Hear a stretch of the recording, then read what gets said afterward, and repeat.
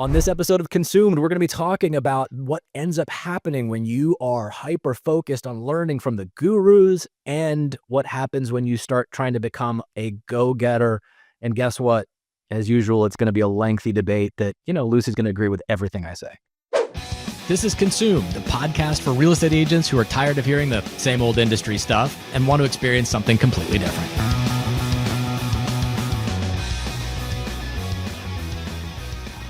Oh, do we have a good one queued up for this week?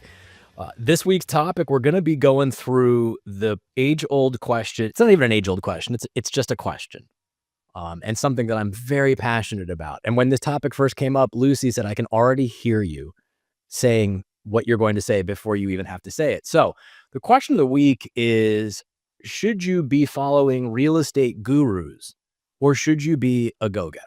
Should you be the person that is out bucking the trends and being the person that is innovating things rather than following gurus? And I'm going to hold right there first because, Lucy, I really want your just general reaction and thought because I can ramble on way too long on this topic alone. So tell me what your thought is there between the gurus of real estate and people doing their own thing.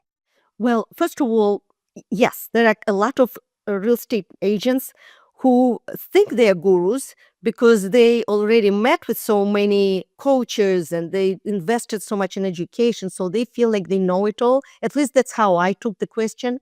And they have a lot of education, but now they need to jump out of their comfort zone and be a go-getter. Take all the advices you were given for years and all the books you have read and just take advantage of it.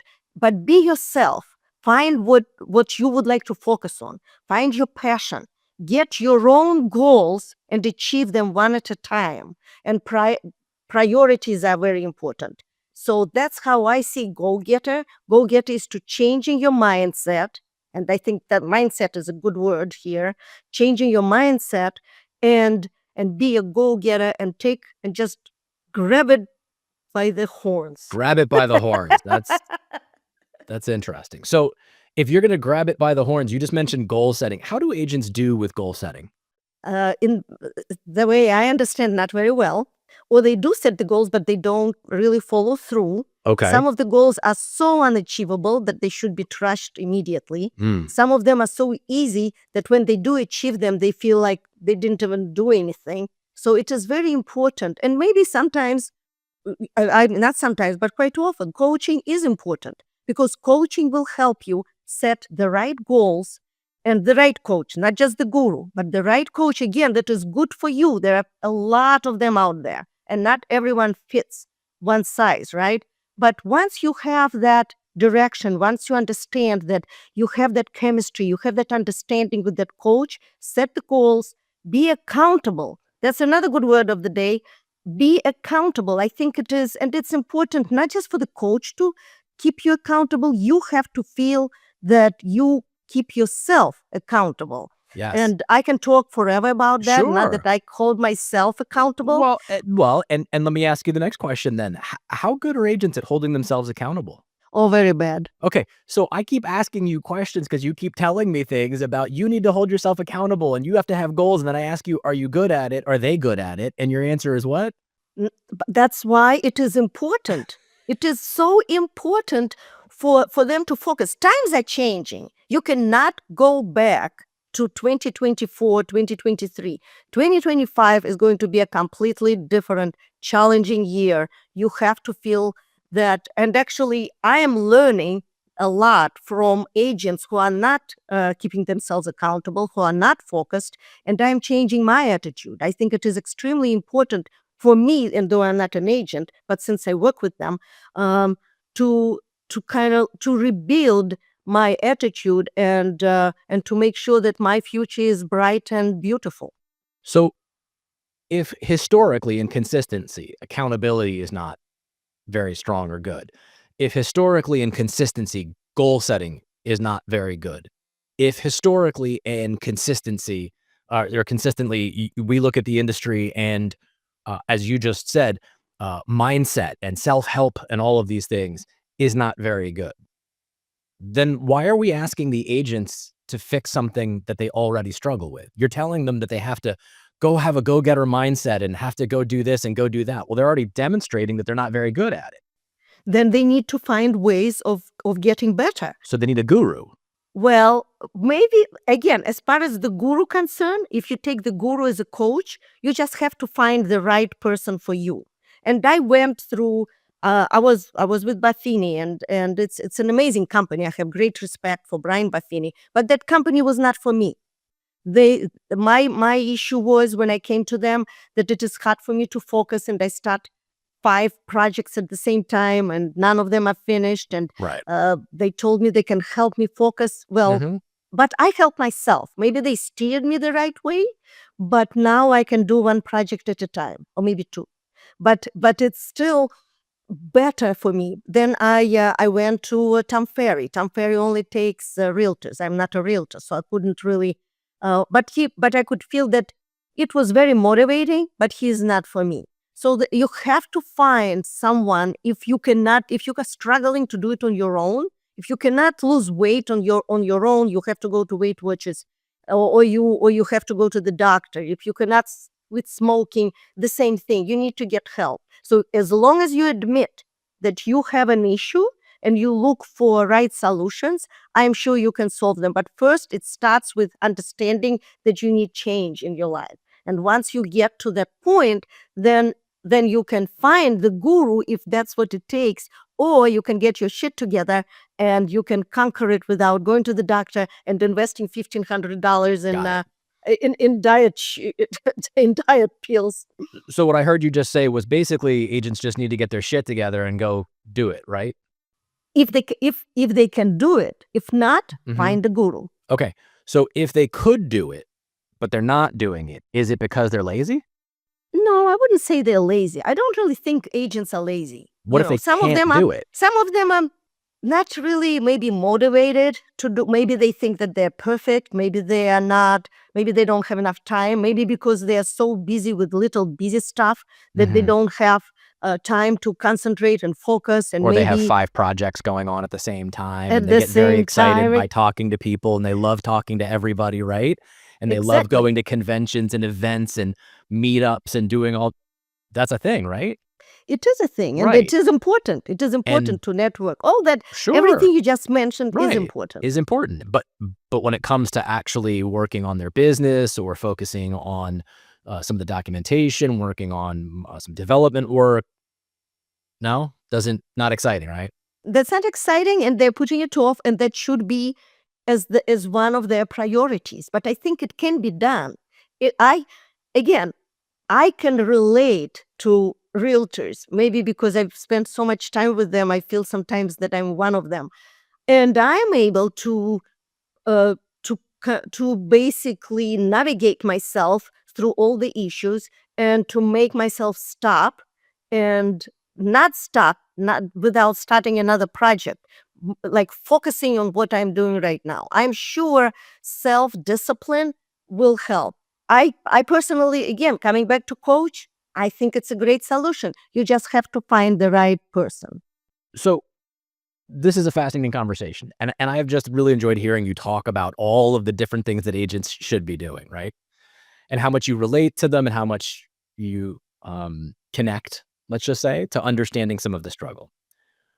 What if I was to tell you, Lucy, that the number one thing that agents could do to benefit themselves, particularly as we talk the top 10% of agents, is to literally stop trying to change yourself? What if that was the actual solution? Well, I have split opinion about that, because if I'm going to stop changing myself completely, I will have 10 projects on my desk. So I have to focus. And the same thing with with all the agents. They have to, if it is very important for them to work on their leads, for example, or to work on to prospecting, or to follow up with their clientele, they have to take it as a project and maybe have priorities and finish at least one of them at a time. I Right. think it will help. But what if I told you that the problem wasn't a lack of focus? What if I told you the problem was a lack of shifting focus. Shifting focus is very important because, again, you have to have priorities. So sometimes I start my morning, and I'm sure agents do the same way, with something that is easy. Oh, let me just go through those articles. What's going on in risk media? What did Inman just say? Is it really important when I have a deadline Right. at 1:30 Eastern time to do my podcast, and I should really go over my questions? So you have to have your priorities. And risk media article right now may be as important as it is for me to be, updated on all the news, but it can wait till 3 p.m. It doesn't have to be done at 8 when my mind is so fresh and I can just really swallow everything. Why do I need risk media? But what if I told you that natural pull that you have toward reading things that are fun and interesting in the morning was because you had an actual limitation or a problem prioritizing? I would say it is a problem. It is a problem, right? That is it's absolutely a problem to prioritize. Okay. That article that is important can be done at 5 o'clock in the evening. It does not have to be done at 8. Right. But why? But if it can, then why do you naturally want to do it that early? Why do you want to read it that early? That I cannot answer to you, but Yeah. I know that this morning, that was a good example. Mm-hmm. I put it off and I Mhm. saved it for later. Good. And did you feel excellent and amazing doing that? I felt good. I wouldn't say amazing, Uh-huh. but I felt that was the right decision. You did Mhm. the right thing, Lucy. Right. Get your shit together, focus, and do what you have to do between 8 and 9. But you would agree that's a constant daily struggle, yes? It is kind of struggle. Okay.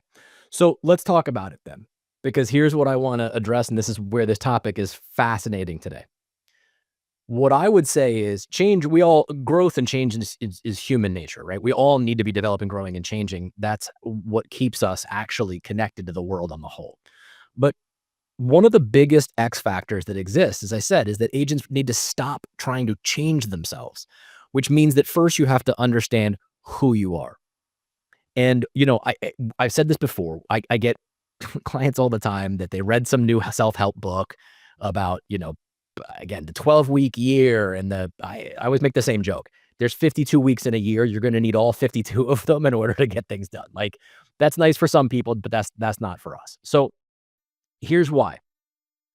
What if I told you, Lucy, that your problem and the reason you relate to so many agents was because of the fact that you have some struggles as well as some really amazing talents, but the struggles that you have are part of your prefrontal cortex in your brain, and they are part of the brain that handles executive functioning.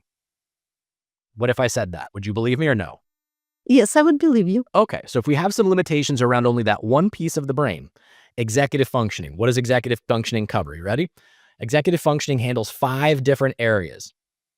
Number 1, prioritization. People that struggle with executive functioning skill sets have a very hard time prioritizing. In fact, they love making lists. They make lists. They have lists of this and lists of that. They take notes on everything. They write everything down. There's 5,000 things they wrote down. And then they look at the list and guess what? It feels unbelievably overwhelming, so they do nothing with it.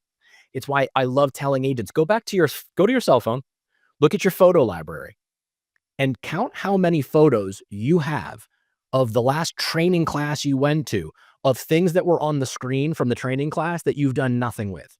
I delete those immediately. Oh, right, because you feel badly about them, right? So prioritization is number 1. Number 2, organization. That's the second part of executive functioning limitations. Organization struggles come into the fact that there's difficulty in organizing what needs to happen when, and then staying with the process of that organizational flow. But that's what I mentioned also when I was talking to you. Focus, making sure you prioritize all the tasks that you have to do. I know. Put everything aside Right. if something is more important. And Yep. you always say now and not now. Mhm. Well, but so you've got prioritization, organization. I said there was 5, right? So the third one is time management. It's also known as time blindness. You see, you can look at something, and a lot of folks in the agent world, I can say to an agent, we're leaving in 5 minutes. And what did the agent hear? We're not leaving when? Now. Right? Or I can say, by the way, we're going to do the listing presentation on Thursday. What did the agent hear? The listing presentation isn't due what? Not now. Not now. right? So time management or time blindness, there's this confusion around how long something should take. Most agents also, something that they think will only take 2 minutes because it's exciting and interesting to them, 4 hours goes by. Or there's something that really will only take 5 minutes to do, but because it feels daunting and overwhelming, it feels like it's going to take 2 hours to do. So you've got prioritization, organization, time blindness. The other one is impulse control. Impulse control, which means I'm sitting at my desk, I'm going to be organizing my CRM, I'm looking at my people, I had met this person over the weekend, the little pop-up happens in the top right-hand corner of my screen, and there's a sale on Zappos, and the next thing you know, I am buying shoes on the internet. Sound Oh, familiar? thank God it's not me. It is literally the squirrel.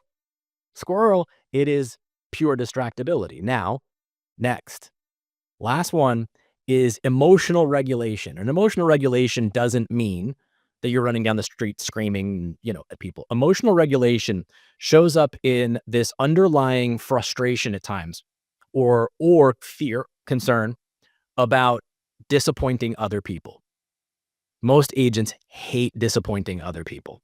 In fact, so much so that they will cleave themselves and morph themselves into a chameleon to shift to be whatever it is that person wants or needs at that point in time, as long as we're okay. You're okay, I'm okay. If you're okay, I'm okay.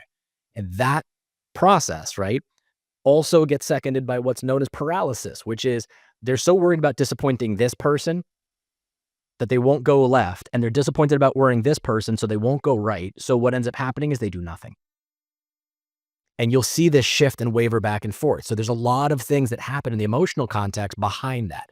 Those are the 5 areas: prioritization, organization, impulse control, time blindness, time management, and emotional regulation that are part of your executive functioning skill set. Now, here's the interesting thing. You just said to me, right? And would you agree that those are maybe difficult? I would look at the emotional regulation a little bit different. I would look at it as, and I think we spoke about it earlier, where you get very excited. Oh, I just got the listing. Oh my God, it's an Sure. amazing listing. Mm-hmm. And then, oh, they changed their mind and they're going with another agent. Right. Oh, they don't like the other agent. They're coming back to me. Oh my God, I'm so happy. And that can just wear you out. But you just said it. They went to the other agent, which makes you feel what?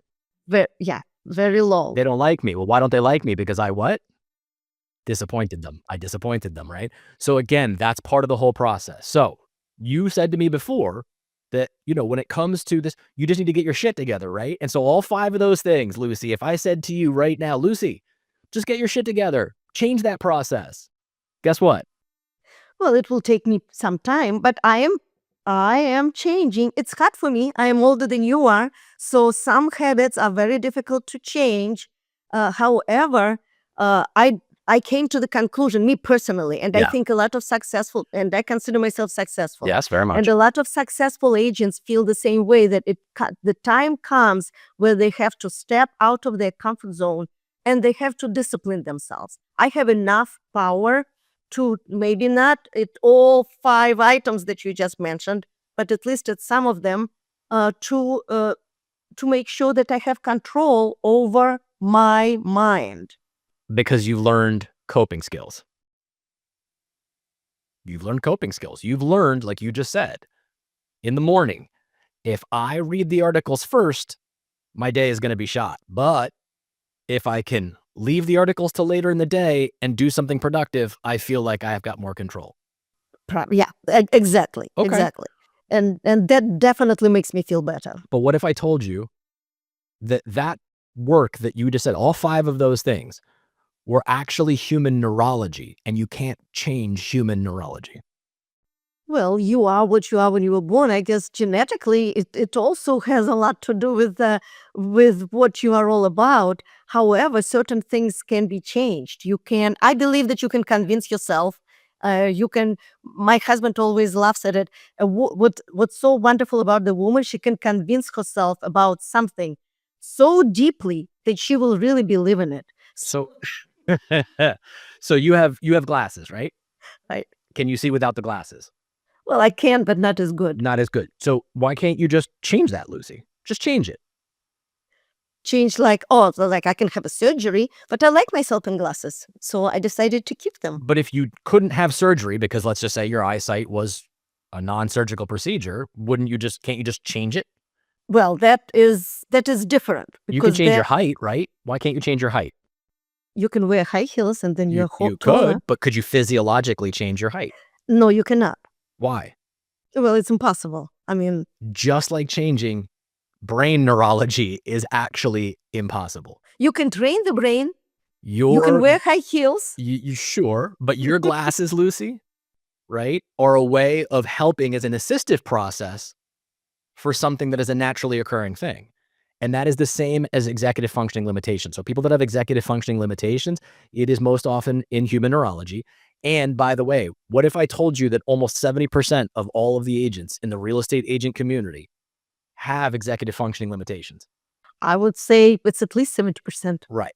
So when we talk about gurus, right, and following the gurus versus being a go-getter, every agent wants to be a go-getter. They want to do those things. But the problem is that for some, they don't know how to. But for many, they actually struggle in areas where there is no, I'm just going to buckle down and do this, because that's not how it really works. You can learn some coping skills and some ways of improving certain elements of something. But I'm going to give you what the problem is.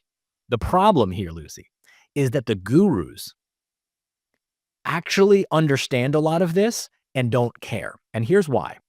Because real estate coaching is the same as the healthcare industry. They follow the same model because both of them are in the business of symptom treatment, not treating the cause. If you go to a doctor and you have high cholesterol, they give you a pill.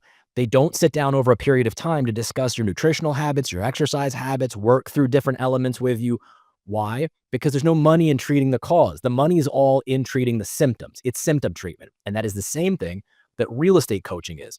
It is designed and built around keeping you dependent on the coach. That's the purpose of it. It is not intended to help the actual cause of the problem, because if they solve the cause of the problem, guess what? There's no more money. So what do you think about that? So let me ask you, Lance, because you are a coach and you are a successful coach, and majority of your agents, as I understand, are successful agents. What are you trying to do with your agents for them to be cured, for them to be independent? It's a great question. That's a wonderful question. So the first thing that I do with them is help them realize what the problem is, just like we discussed it with you. The second part of it is to help them realize that they will never be cured and there is no cure and there's nothing wrong with them. Curing, by definition, means that there is disease or defect. There is no disease or defect. We're just wired differently. And people that have executive functioning limitations or executive functioning struggles are wired differently. There's also a part that is extremely genius level, right? When it comes to things that they far exceed people than the average population. I'll give you a couple of examples. One, most agents, again, that have executive functioning limitations, they exceed at these four things. One, empathy. They have a much stronger and higher empathy skill set than the average person. Two, they develop and nurture friendships more meaningfully and more deeply than the average person. Three, they can shift very quickly in problem-solving mode at a rapid pace to deal with things much faster than the average person.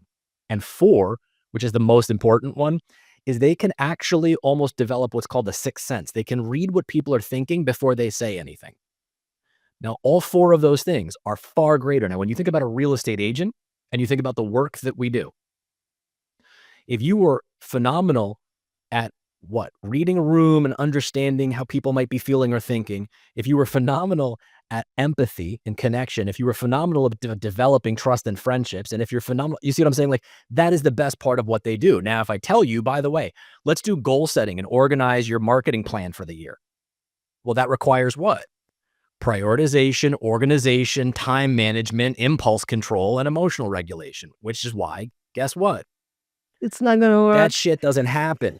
And that's why, for me, you will hear me say, so your question to me is, as a person that works with agents, and I do not like the term coach. I don't really consider my coach. I use the term because we have to, so people understand what it is that we're doing. But the first thing I do with people that I work with is help them understand that there's nothing wrong with you. And please stop reading all these stupid self-help books about things all the time, because the reality of it is, when you accept that you're totally fine the way you are, there's some limitations.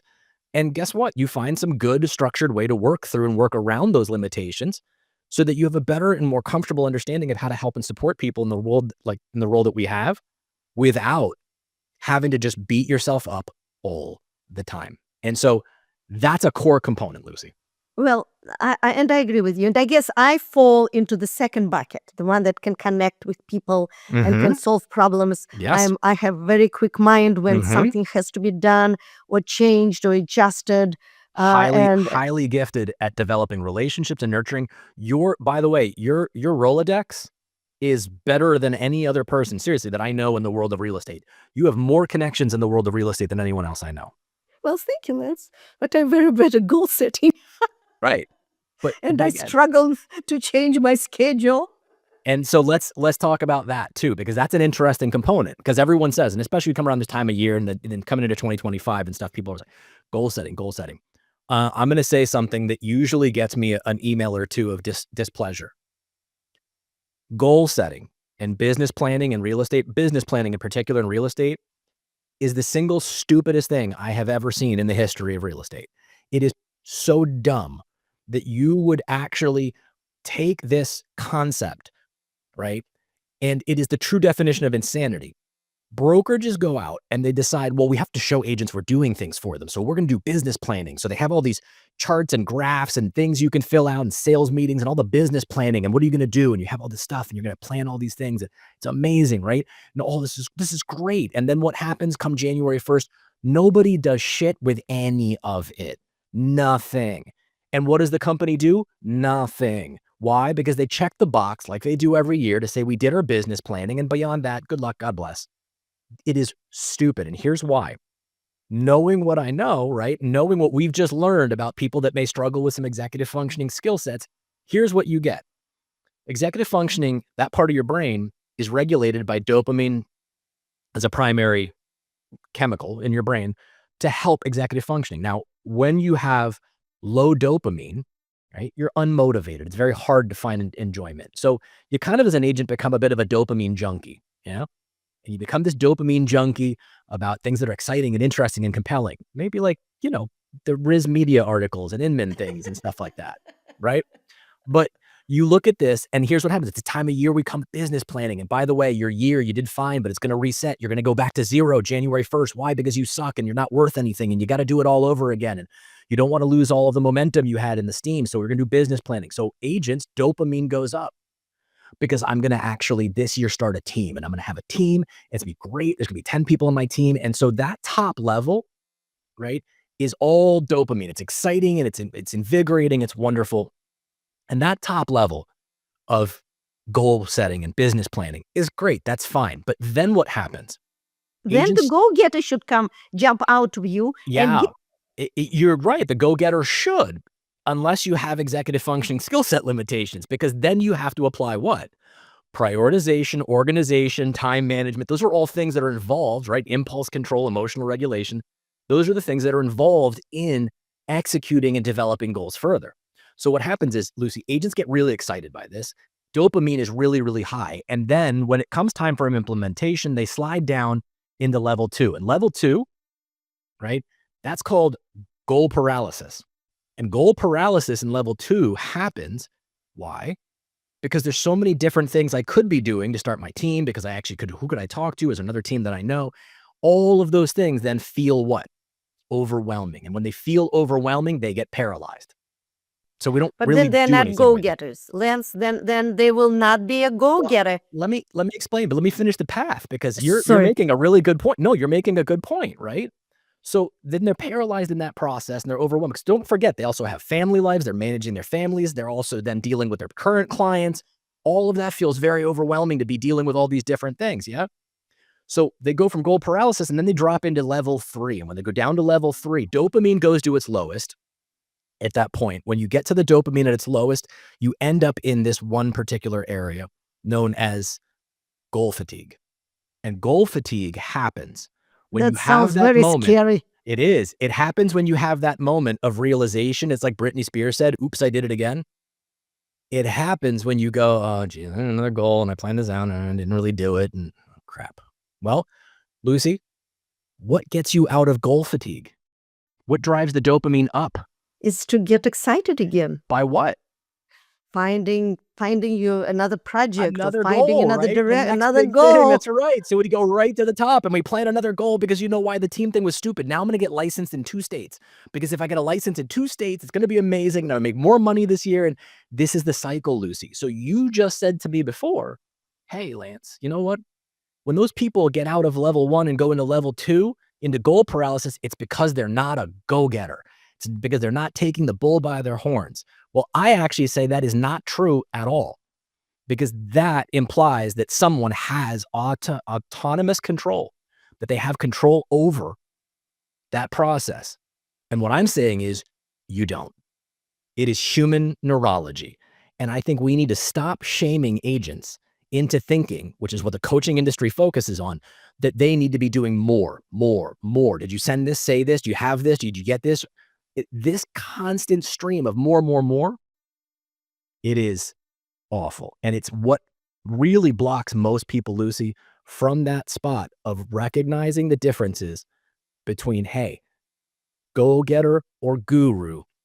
I say neither one of them should be where your focus is. I would say radical acceptance that there are things that you're brilliant at and things that you need some support with, and then finding smaller strategies to get the support where you need to be effective where you can and have a lot of self-acceptance to just leave the rest.